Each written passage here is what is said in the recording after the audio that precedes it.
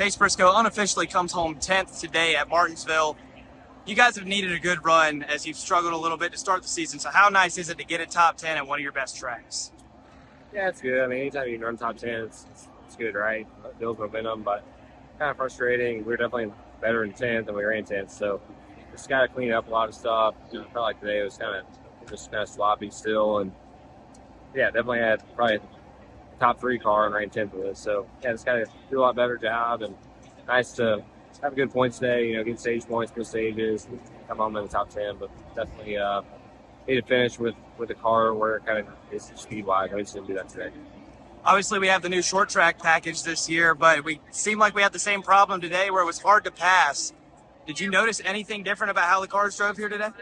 Nah, it was definitely the same. I mean, you maybe slid a little bit more, but just the whole field runs the same lap time, and a car that's running 20th, you can put them in the lead, and they're probably going to be able to hold the lead for a while. So, yeah, I feel like if I'm not going to add power, we got to do something where the tires are just like coming apart, and we can run the same lap time for 80-something laps. So, yeah, there's a lot to do from a work standpoint, I feel like, on the short track stuff, specifically in Martinsville. The other short tracks aren't as bad, but this place is definitely kind of turned into one of the worst ones for whatever reason.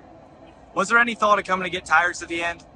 Yeah, we were in a weird spot where there's only 3 or 4 guys behind us, so you knew at least 2 of them were probably going to come, but it felt like if we could even just gain a couple spots in front of us, it was probably worth staying out. Looking back on it, probably was the wrong decision, but kind of hard when you're right there in the middle of it all.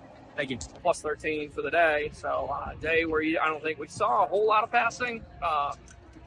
So I would say somewhat a win, even though I felt like I had a really good car, and to come from where we did, I felt like we did a good job. So ultimately, just got to qualify better. Yeah. What do you guys feel like you're at, year 2 now compared to last year, speed-wise, everything? Yeah, I mean, Daytona, Atlanta, Vegas, we were behind the 8 ball with speeding penalty at Daytona, damage on lap 1 at Atlanta, and then Vegas had a backup car that wasn't ideal for anybody. So I think moving forward, Bristol, with everything that happened there, we probably could have had a better day than what showed. And then Richmond was just a learning day as far as what we don't want to do.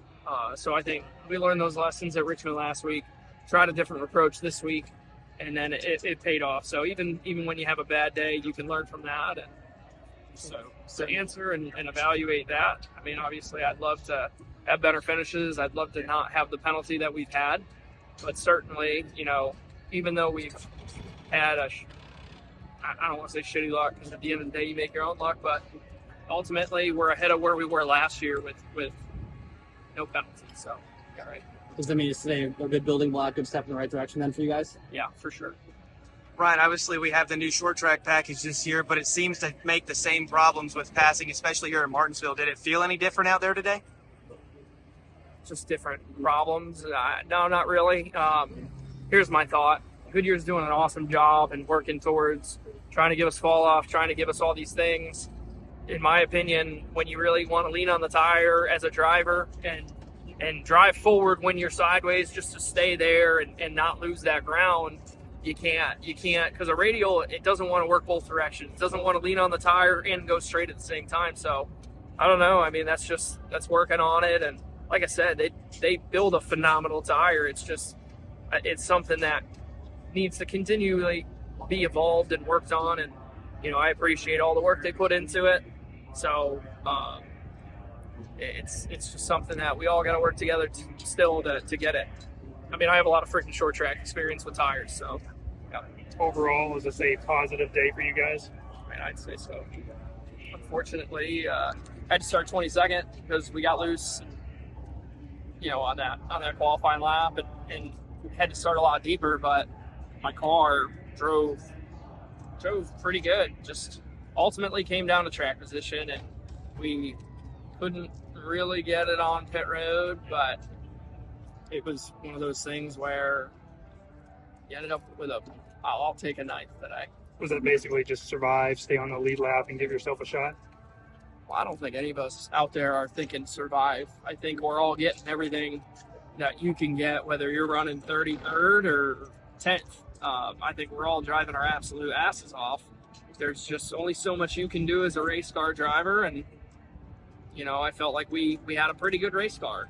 If you put me in third or whatever, or on a restart, I felt like we had short run speed and we had everything that it took to fight. You just can only do so much from back there, and ultimately qualify better, execute, and you'll have track. Capture memories with Pawfolio, the ultimate digital pet card experience.